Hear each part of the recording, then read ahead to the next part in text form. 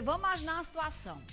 Ex-marido infiel, ele foi condenado a pagar reparação por danos morais no valor de R$20.000. Sabe por quê? Manteve relacionamento virtual com outra mulher enquanto estava casado. Como é que fica a situação da pensão alimentícia em casos de infidelidade? Assunto para o quadro Eu Tenho Direito.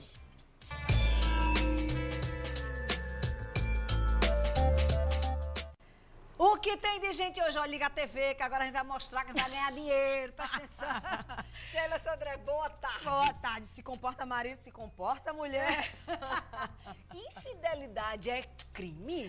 Fernanda, não é crime. Olha bem o que acontece em relação a isso. A gente já até desconsiderou isso no Código Penal em relação a isso. O que acontece é que as pessoas têm que entender que casamento é um contrato. E no Brasil existe o Código Civil que estabelece que casamento no Brasil é monogâmico. Existem os votos de fidelidade. Isso está no código, isso está positivado. Então, o que acontece? Eu tenho uma relação e nela eu estou comprometida, tá? Então, é esse laço, é esse comprometimento, é aí que fica estabelecido a infidelidade no caso de traição. Agora, como os meus colegas conhecem bem, eu estou falando bem para advogado, no direito tudo depende. É relativo. Tudo depende. Depende de prova, depende do vexame que a pessoa passou, né? Marcos falou tão bem aqui em relação do que se torna público. Existem tantas traições no universo de casamento e às vezes só uma é descoberta. Só às vezes não se passa vexame, se descobre, entre o casal se separa, isso não vai gerar um dano, tá? Então, existem casos. Você falou um caso da traição e existem várias situações, como o caso específico que gerou uma indenização e aí até a perda de pensão. O que foi que aconteceu com esse caso, que ele foi condenado a pagar R$20.000 a ela? Olha, o que acontece nesses e outros parecidos, Fernanda, é a prova da traição e o vexame. Nesse, por exemplo, um deles é que o relacionamento foi com uma enteada, uma afilhada, que a gente chama aqui no Brasil, a gente chama de afilhada. Eu sou madrinha, então era uma mulher que essa pessoa era afilhada deles, existia um convívio familiar.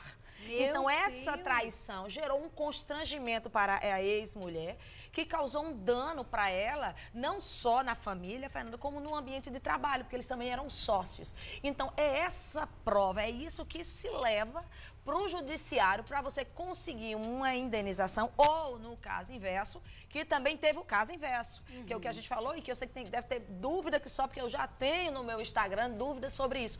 No caso também inverso, né, foi a questão da mulher trair o marido e isso se tornou público também numa relação de família, isso virou motivo de, às vezes, até de piada. Então, você tem que provar que o ato da infidelidade lhe gerou um dano moral em relação a isso. Porém, a decisão de 2018 que fala sobre isso e foi ratificada no STJ também é que o termo infiel se compara também a indigno, que é um motivo para se tirar a herança, é um motivo para você ter alguns benefícios. Então, ela equipara como é que uma relação de casamento, onde é uma fidelidade, uma construção de patrimônio em comum, você trai essa relação. E eu ainda tenho que lhe indenizar no sentido de estar lhe pagando uma pensão para você. Então, foi nesse contexto que gerou essa jurisprudência. Então, cada caso é um caso concreto. Ou seja, não é porque foi infiel que não necessariamente não vai receber pensão. Meu amigo, pobre dos casamentos hoje em dia, as relações de família seriam muito mais complicadas. Entendi. Desde 2010, com a emenda constitucional 66, Fernanda, o casamento para se conseguir fazer um acordo ou uma decisão judicial de divórcio, não precisa culpa. Por isso que essa polêmica no meio jurídico, aí fica advogado de um lado questionando e do outro. Porque para se acabar um divórcio, para eu me divorciar, eu não tenho que jogar na cara de quem foi a culpa do casamento. Porque parte do princípio que o casamento não deu certo por conta de ambos. Então não existe culpa para finalizar um casamento. Divórcio, acabou. Mas ele me traiu. Eu falei, sim. Mas você quer o quê? Essa traição vai gerar o quê? Houve um dano moral sobre isso. Entendi. Então, é muito essa relação. Então, para desfazer um casamento, gente, eu não assino a papelada. Não precisa mais. Em juízo, o juiz vai decretar o divórcio. Pode até demorar, mas questionar como é que vai ser a partilha de bens. Um pai que abandonou a filha especial e diz que não paga pensão porque ela recebe o benefício. Ela gostaria de saber se isenta ele, esse benefício que ela recebe, isenta o pai de pagar a pensão. Fernanda, aí tem uma questão muito interessante que a gente tem que mencionar e aí a gente pode até depois fazer um programa só sobre isso.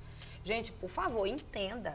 Um benefício, a origem do benefício, ele é muito restrito. Para uma criança receber um benefício, mesmo uma pessoa com deficiência, você tem que provar junto ao INSS que você não tem condições. É uma renda familiar, uma renda per capita que dá no máximo para 4 pessoas. Então, se ele estabeleceu uma pensão e provando que o pai trabalha, você também, você perde o benefício.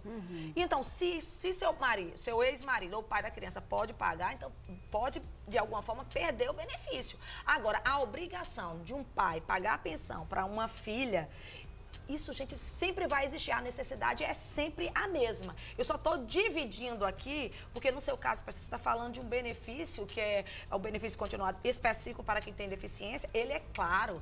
Só quem recebe é o núcleo familiar que não tem condições de bancar.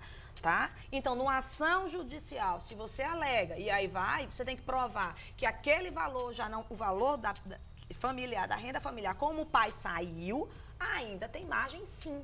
Então, ele vai poder pagar a pensão dentro das necessidades que a criança tem. Tem que avaliar se vale realmente a pena, né? Exatamente, porque aí ela só vai conseguir junto ao juiz. Então, para ir para o juiz, é uma ação que vai precisar do Ministério Público. Então, tem que estar consciente desse cálculo familiar. Eu e minha filha, na verdade, eu e o pai da minha filha, já fomos para a justiça negociar um valor. Quando nós fomos, ele estava desempregada e aí deu tudo certinho, né? Mas há 6 meses, mais ou menos, ele não deposita o valor acordado. O que é que ela faz? Qual é o passo que ela dá? Já tentou vários acordos? Não, olha, se já tentou vários acordos, você tem que lembrar, e uma das coisas que acontece, o processo de pensão alimentícia, no caso específico, ele vai continuar sempre. Você pode, a qualquer momento, você pedir uma revisão e informar que ele não está cumprindo com o acordo e dependendo do valor da situação, você pode até já pedir prisão. E a gente já falou sobre isso. Quem trabalha, eu vou casar com a pergunta da próxima. Quem tem trabalho informal? Porque a mesma dúvida dessa próxima telespectadora, que há 6 meses também não recebe, ele diz que ele está desempregado, mas ele trabalha fazendo o bico na feira 2 vezes na semana. Fernanda, olha bem, ela vai estar diante do juiz, ela vai dizer isso para ele, e o juiz vai dizer, prova, é ou não é? Se ele disser, não, eu não faço nada, é uma vez perdida. Tem vezes que eu recebo 50, tem vezes que eu não consigo.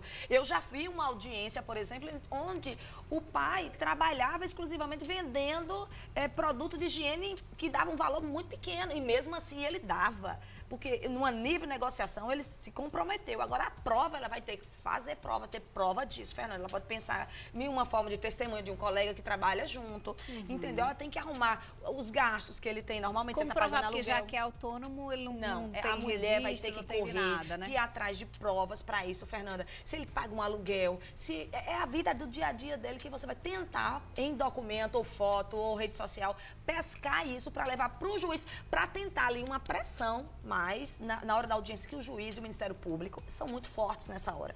Porque como sabe que é direito da criança, eles vão dar uma prensa que eu brinco brincando assim, mas vão dar uma tentativa de deixar claro para o pai a sua responsabilidade. Por falar nisso, ela quer saber, a Verônica lá de Manaíra, ela quer saber como faz com relação à pensão alimentícia do neto dela. Já foi dada a sentença para o reconhecimento da paternidade, só que todas as vezes que a intimação vai para o pai da criança, ele não recebe, ou fala para o porteiro que não mora no endereço, que não é para ele receber, que ele dizer para ele não estar em casa, ela já não sabe mais o que fazer. Olha, Fernanda, ela tem que entrar em contato com o advogado dela, porque no direito, existe formas, por exemplo, de tentar isso com hora marcada. Existe essa possibilidade, existe por edital, tem como fazer isso via edital. Então, tem que ter uma forma de chegar, ou verificar, por exemplo, o endereço do trabalho. É outra forma. Pode, se não consegue o da residência que ele está fazendo, estenta. O do ambiente de trabalho tem que ter mais opções, porque chega uma hora que o judiciário diz, eu não posso mais fazer nada, já não consigo mais localizá-lo. Então tem que pensar nisso, dessa forma, e já dar um plano B, olha, ou da residência ou do trabalho dele. Vamos para o intervalo comercial. Sheila continua falando sobre pensão alimentícia no próximo bloco. E ainda hoje a gente revela a escolhida que vai passar pela transformação